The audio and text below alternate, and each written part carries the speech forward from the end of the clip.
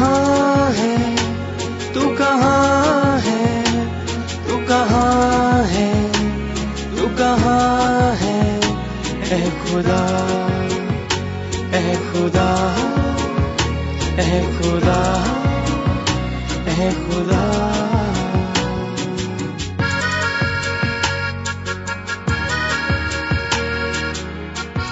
خدا کی تلاش. آج ہمیں اپنے ارد گرد کوئی نہ کوئی ایسا شخص ضرور ملے گا جو خدا کے وجود سے انکاری ہے، یعنی ملحد ہے.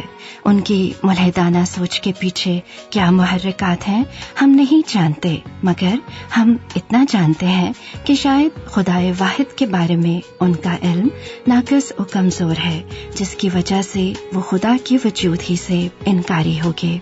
آپ کے لیے ہم نے پروگراموں کا ایک ایسا سلسلہ شروع کیا ہے جس کو سن کر آپ سچے، پاک، واحد آسمانی خدا کی خصوصیات کو جان کر ملحدانہ سوچ سے بچ سکتے ہیں. تو آئیے سنتے ہیں پروگرام خدا کی تلاش.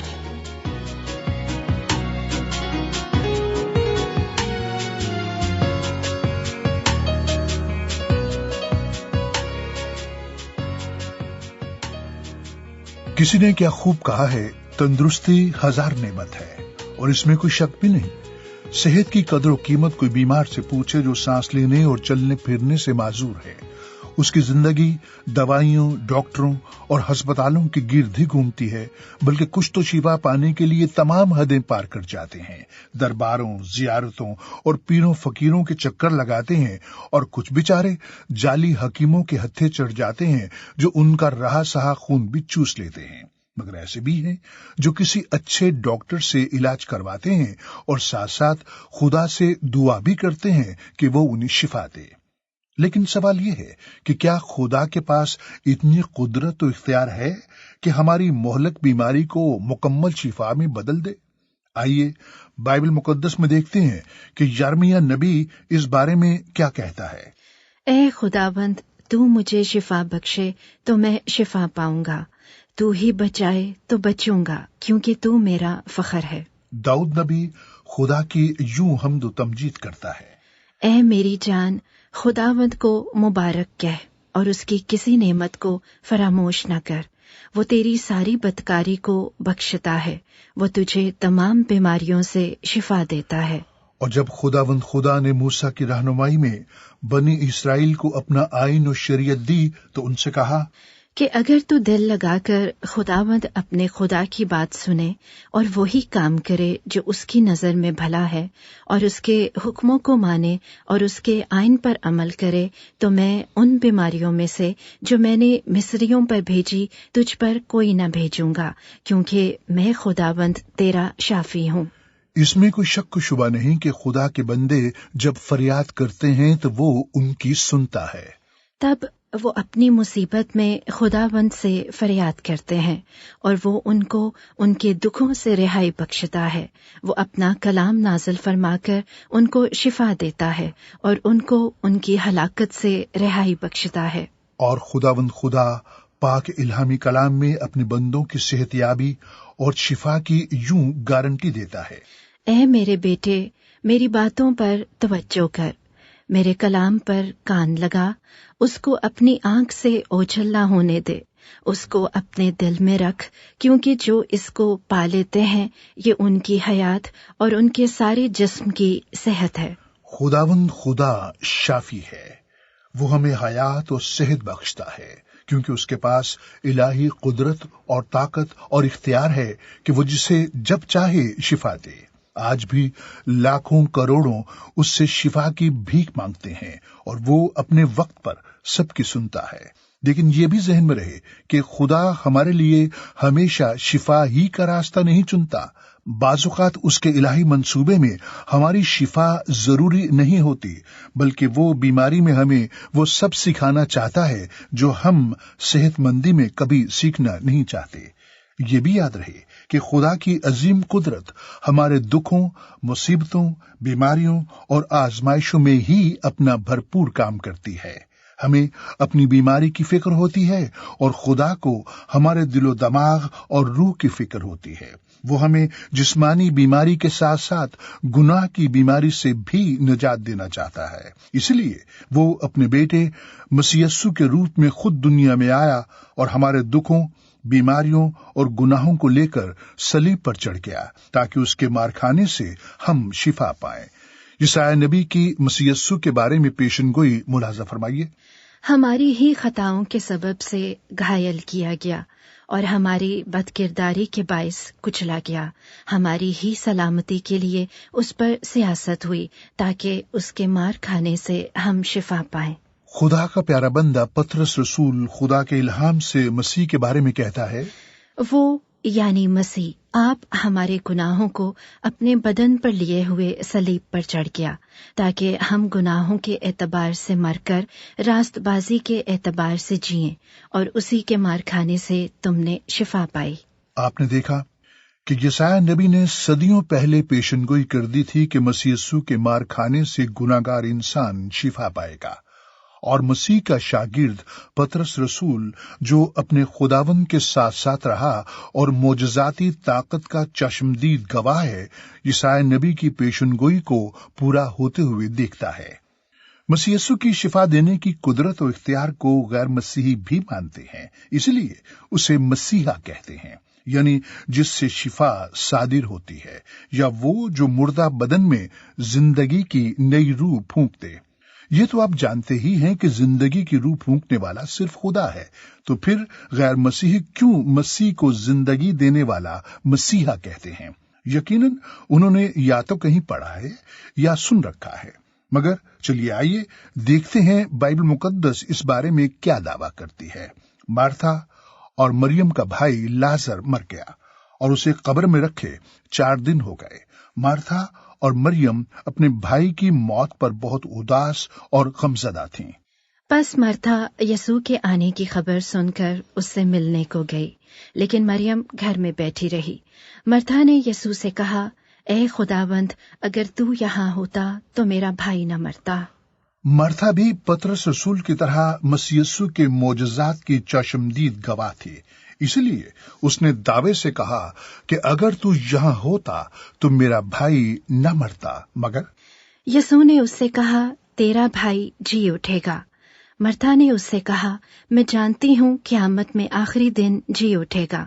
یسوع نے اس سے کہا، قیامت اور زندگی تو میں ہوں، جو مجھ پر ایمان لاتا ہے گو وہ مر جائے تو بھی زندہ رہے گا، اور جو کوئی زندہ ہے اور مجھ پر ایمان لاتا ہے وہ ابد تک کبھی نہ مرے گا۔ کیا تو اس پر ایمان رکھتی ہے؟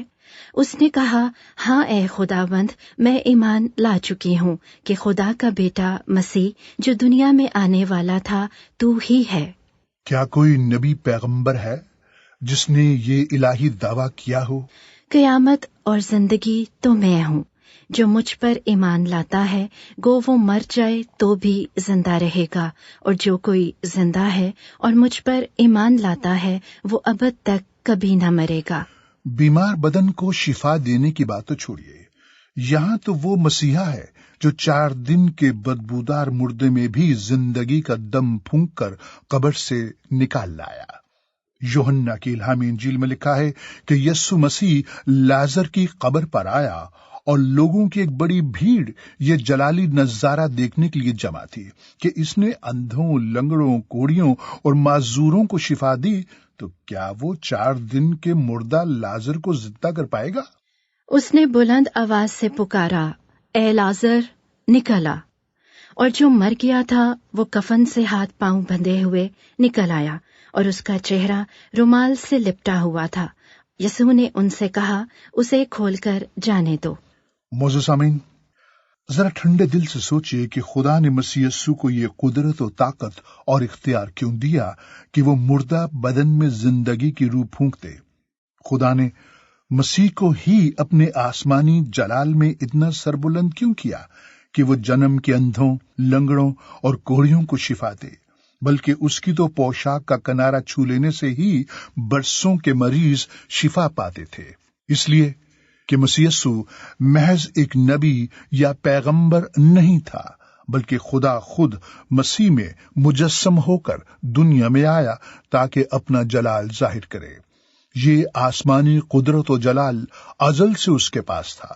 ہاں، یہ الگ بات کہ اس نے ہم گناہگاروں کی خاطر اپنا الہی جلال چھوڑا اور ایک خادم کی صورت اختیار کی۔ پاک کلام میں لکھا ہے، اس یعنی مسیح نے اگرچہ خدا کی صورت پر تھا، خدا کے برابر ہونے کو قبضے میں رکھنے کی چیز نہ سمجھا، بلکہ اپنے آپ کو خالی کر دیا اور خادم کی صورت اختیار کی اور انسانوں کے مشابہ ہو گیا۔ مسیح یسوع نے نہ صرف اندھوں، لنگڑوں اور کوڑھیوں کو شفا دے کر آسمانی جلال ظاہر کیا، بلکہ جن، بھوت اور بدروحیں بھی اس کا سامنا کرنے سے تھر تھر کانپتی تھیں۔ اس کا مطلب یہ ہوا کہ مسیح کا شیطانی طاقتوں یعنی ناپاک روحوں پر بھی مکمل اختیار تھا۔ چلیے آپ کو بائبل مقدس سے ایک واقعہ سناتے ہیں۔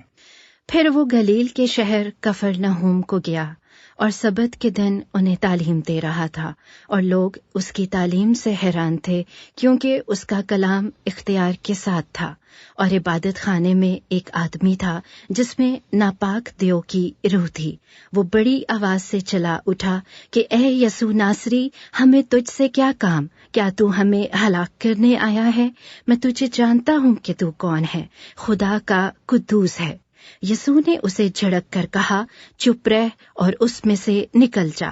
اس پر بدرو اسے بیچ میں پٹک کر بغیر ضرر پہنچائے اس میں سے نکل گئی، اور سب حیران ہو کر آپس میں کہنے لگے کہ یہ کیسا کلام ہے، کیونکہ وہ اختیار اور قدرت سے ناپاک روحوں کو حکم دیتا ہے اور وہ نکل جاتی ہیں، اور گرد و نواح میں ہر جگہ اس کی دھوم مچ گئی۔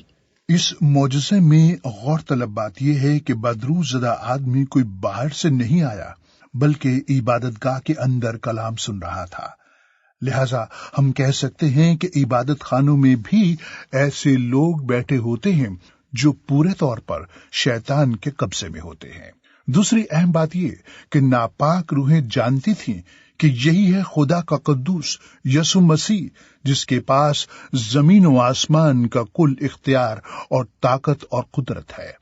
اب سوال یہ ہے کہ اگر جن، بھوت، دیو اور ناپاک روحیں مسیح یسوع کی قدرت اور اختیار کو پہچانتی تھیں تو ہمارے ساتھ کیا مسئلہ ہے؟ ہم کیوں اس کو پہچاننے سے انکار کر رہے ہیں؟ ایک دن ہمیں اسے پکارنا تو ہے، تو کیوں نہ آج ہی پورے ایمان سے اسے آواز دیں، اے یسوع ناصری، میں جانتا ہوں کہ تو کون ہے، تو خدا کا قدوس ہے، مجھے بچا لے، مجھے شفا دے، مجھے زندگی دے۔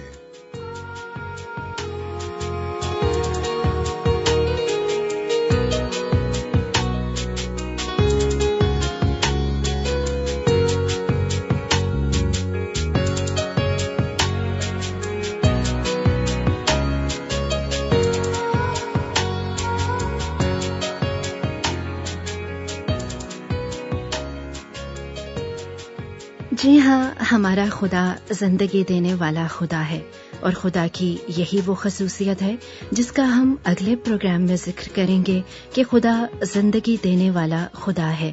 ضرور سنیے گا۔